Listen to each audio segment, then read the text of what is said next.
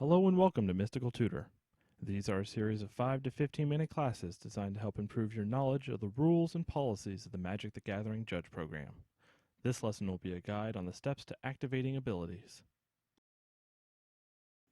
Activate abilities have a cost and effect. They are written as cost, effect, along with any additional activation instructions. The activation cost is everything before the colon. An ability's activation cost must be paid by the player who is activating it. Activating an ability follows the same 7 steps as casting a spell: announce, modes, targets, division and distribution, total cost, mana abilities, and paying cost. When activating an ability, if the ability comes from a card in a hidden zone, the card is revealed. Normally that ability will be functioning from the battlefield, but it's possible for an activated ability to function from another zone. Some examples include Fairy Macabre, which is activated from the hand,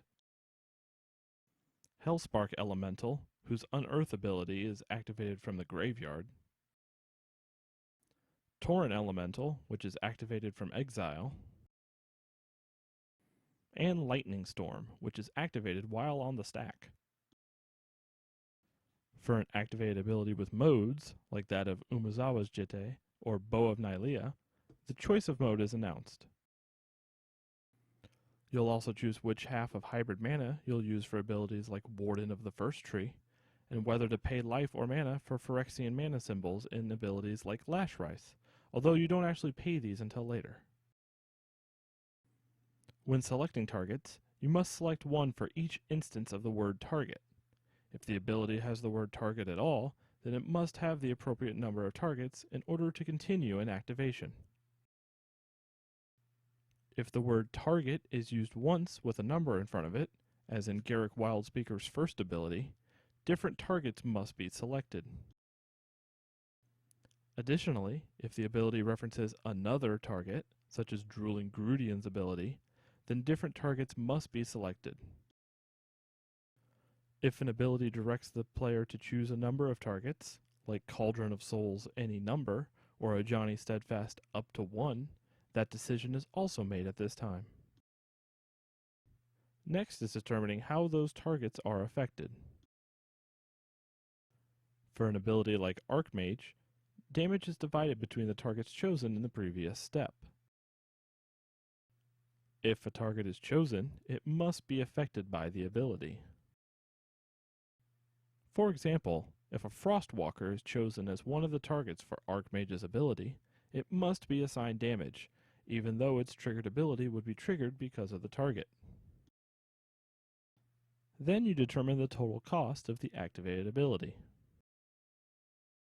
First, any effects raising the cost to activate the ability, such as Suppression Field, are applied. Then, any effects lowering the cost, such as Training Grounds, are applied. Once the cost of the activated ability has been totaled, it's locked in and can't be changed. Usually activating mana abilities to pay for an activated ability is as simple as tapping land, but other mana abilities can be used, such as those of Elvish Mystic, Birchlore Rangers, or Eldrazi Spawn tokens. The important things to remember about mana abilities are that they provide mana, they do not target, and they are not loyalty abilities. Finally, costs are paid.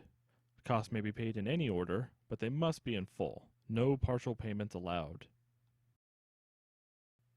The ability is now considered activated.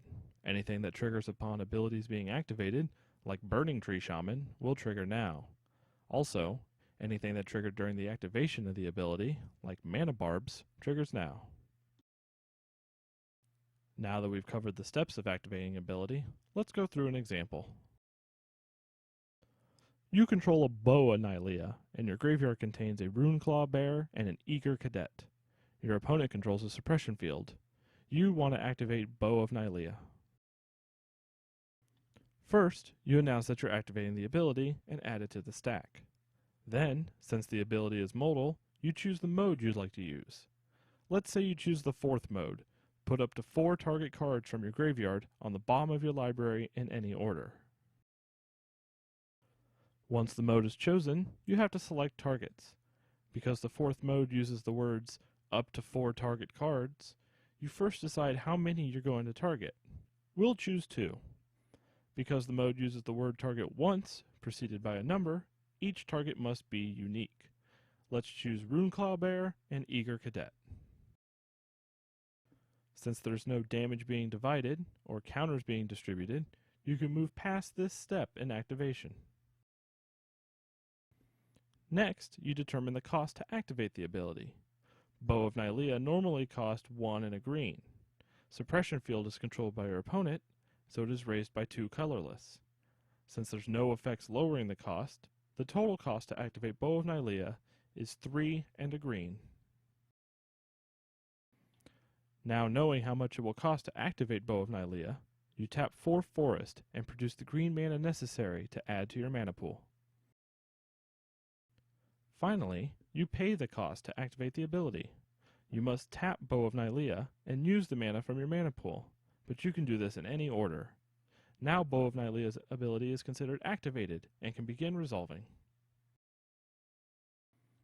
If you need help remembering the steps to activate an ability, remember that they're very similar to the steps to cast a spell. Remember this handy mnemonic from Lesson 10. All mages take deck checks most professionally. It stands for Announce, Modes, Targets, Divide, Cost, Mana Abilities, and Payment. This concludes this lesson on activating an ability. Join us next week when we return to casting spells and discuss their resolution.